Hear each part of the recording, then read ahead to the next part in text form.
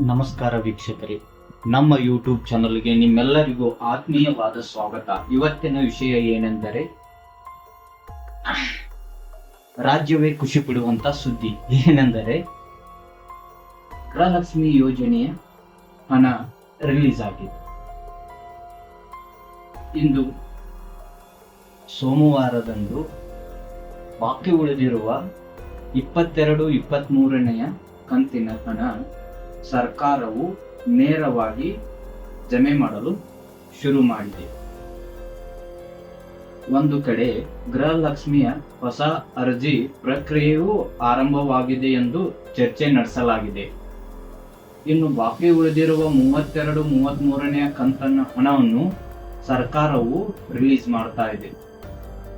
ನಿಮ್ಮ ಖಾತೆಗೆ ಒಟ್ಟಿಗೆ 4,000 ಬರಬಹುದು. ಇಲ್ಲಕ ಹಂತ ಹಂತವಾಗಿ ಒಮ್ಮೆ 2,000, ಇನ್ನೊಮ್ಮೆ 2,000 ಹೀಗೆ ಬರಬಹುದು.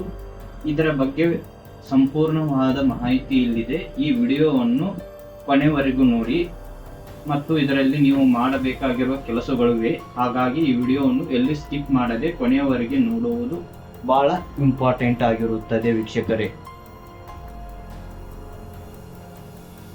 ಈಗ ಪೆಂಡಿಂಗ್ ಹಣ ಅಪ್ಡೇಟ್ ಬಗ್ಗೆ ನಿಮ್ಗೆ ಹೇಳ್ತೇನೆ. ಸ್ನೇಹಿತರೆ, ನಿಮ್ಗೆಲ್ಲ ತಿಳಿದಿರುವ ಗೃಹಲಕ್ಷ್ಮಿ ಜಾರಿಗೆ ಬಂದಾಗಿನಿಂದ ಲಕ್ಷಾಂತರ ಮಹಿಳೆಯರು ಫಲಾನುಭವಿಗಳು ಹಣ ಕೆಲವು ತಿಂಗಳು ಬರುತ್ತವೆ, ಕೆಲವು ತಿಂಗಳಷ್ಟು ನಿಂತಿರುತ್ತವೆ. ಹಾಗಾಗಿ ಸರ್ಕಾರವು ಈಗ ಏನು ಮಾಡಿದೆ ಎಂದರೆ, ಈ ಸಮಯದಲ್ಲಿ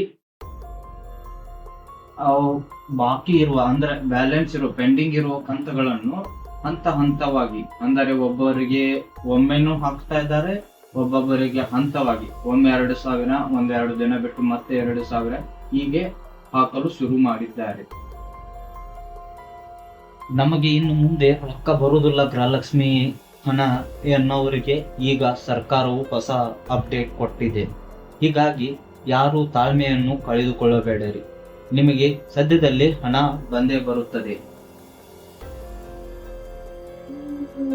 ನಿಮಗ ಈಗ ಸದ್ಯ ಅಂದ್ರೆ ಒಂದು ಕೆಲವು ದಿನಗಳಲ್ಲಿ ನಿಮ್ಗ ಬಾಕಿ ಇರೋ ಹಣದ ಬ್ಯಾಂಕ್ನಿಂದ ಮೆಸೇಜ್ ಬರುತ್ತದೆ ಎಂದು ನಮ್ಮ ಸರ್ಕಾರದಿಂದ ಆದೇಶಗಳು ಆಗಿವೆ. ಹಾಗಾಗಿ ಇವತ್ತು ರಾಜ್ಯದಲ್ಲಿ ಲಕ್ಷಾಂತರ ಫಲಾನುಭವಿಗಳು ಅಂದ್ರ ಯಾವ ಜಿಲ್ಲೆಗೆ ಪೆಂಡಿಂಗ್ ಇರೋ ಹಣ ಹೋಗೈತಿ ಎಂಬುದನ್ನ ನಿಮಗ ನಾನು ಹೇಳ್ತಾ ಹೋಗುತ್ತೇನೆ ನೋಡ್ರಿ. ಅಂದ್ರ ಈಗ ಜಿಲ್ಲಾವಾರು ಪಟ್ಟಿ ನೋಡೋಣ.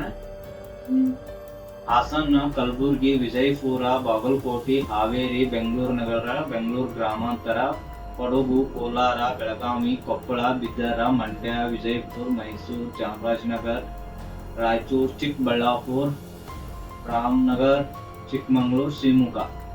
ಹೌದು, ಇವು ಎಲ್ಲ ಜಿಲ್ಲೆಗಳಲ್ಲಿ ಈಗ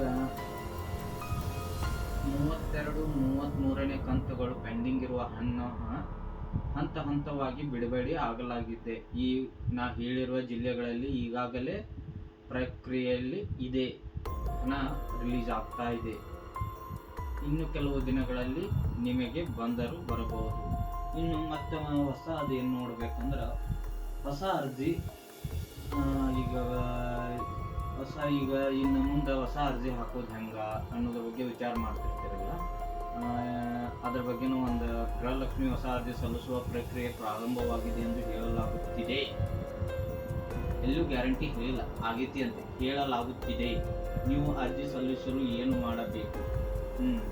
ನಿಮ್ಮ ಹತ್ತಿರದ ಗ್ರಾಮ್ 1 ಅಥವಾ ಕರ್ನಾಟಕ 1, ಬೆಂಗಳೂರು 1 ಕೇಂದ್ರಗಳಿಗೆ ಅಥವಾ ಸೇವಾ ಸಿಂಧು ಪೋರ್ಟಲ್ ಮುಖಾಂತರ ಅರ್ಜಿಯನ್ನು ಸಲ್ಲಿಸುವ ಅವಕಾಶವಿದೆ. ಆದರೆ ನೀವು ನೇರವಾಗಿ ಅರ್ಜಿಯನ್ನು ಸಲ್ಲಿಸುವ ಮುನ್ನ ಒಮ್ಮೆ ಆ ಕೇಂದ್ರಕ್ಕೆ ಭೇಟಿ ನೀಡಿರಿ.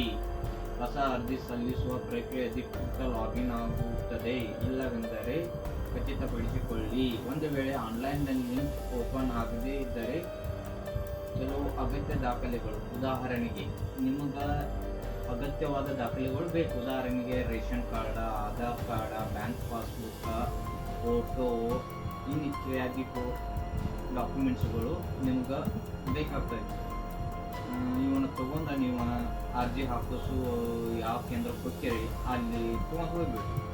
ಇನ್ನು ಕೆಲವು ಆನ್ಲೈನ್ ಲಿಂಕ್ಗಳಲ್ಲಿ ಓಪನ್ ಆಗದೇ ಇರುತ್ತವೆ. ಇಂಥವರಿಗಾಗಿ ಕೆಲವು ದಿನಗಳಲ್ಲಿ ಆಫ್ಲೈನ್ ಮುಖಾಂತರ ಅಂದ್ರೆ ಇನ್ನು ನಮ್ಗೆ ಆಫ್ಲೈನ್ ಮುಖಾಂತರ ಹೆಂಗೆ ನಡಿಬೋದು ಅಂದರೆ ಈಗ ಇದ್ರ ನಮ್ಮ ವೋಟರ್ ಐ ಡಿ ಸಲುವಾಗಿ ಏನು ಬರ್ತಿರಲ್ಲ ಆ ಸೇಮ್ ಇದ್ರ ಸಲುವಾಗಿ ಗೃಹಲಕ್ಷ್ಮಿ ಅರ್ಜಿ ಸಲುವಾಗಿಯೂ ಆಫ್ಲೈನ್ದಾಗ ಅಂದರೆ ಯಾರೋ ಅದಕ್ಕೆ ಸಂಬಂಧಪಟ್ಟ ಅಧಿಕಾರಿಗಳು ಬರ್ತಾರಂತ ಹೇಳಿ ಮಾಹಿತಿ ಐತಿ.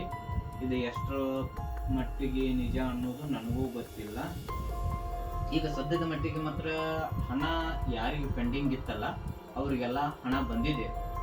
ಒಂದು ವೇಳೆ ನಿಮ್ಮ ಹೆಸರು ನಿಮ್ಮ ಪಟ್ಟಿ ಇಲ್ಲಿ ಅಂದರೆ ನಿಮ್ಮ ಅಂದ್ರೆ ಈಗ ಅವ್ರ ಫಲಾನುಭವಿ ಪಟ್ಟಿಯಲ್ಲಿ ನಿಮ್ಮ ಹೆಸರು ಇಲ್ಲ ಅಂದ್ರೆ ನೀವು ಏನು ಮಾಡ್ಬೇಕಂದ್ರೆ ಅವಾಗ ಹೊಸ ಖಾತೆಯನ್ನು ಓಪನ್ ಮಾಡ್ಬೇಕು. ಅಲ್ಲಿ ತನಕ ನಿಮಗೆ ಅವಶ್ಯಕತೆ ಐತಿ.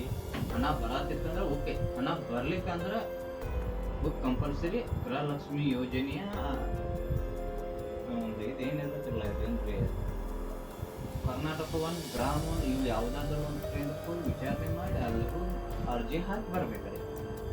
ಮತ್ತು ಈ KYC ಒಂದು ಕಂಪಲ್ಸರಿ ಮಾಡಿಸ್ಬೇಕ್ರಿ. DBT ಮುಖಾಂತರ ಹಣ ರಿಲೀಸ್ ಆಗೋದ್ರಿಂದ ಹಂತವಾಗಿ ಹಣಗಳು ಬರುತ್ತದೆ.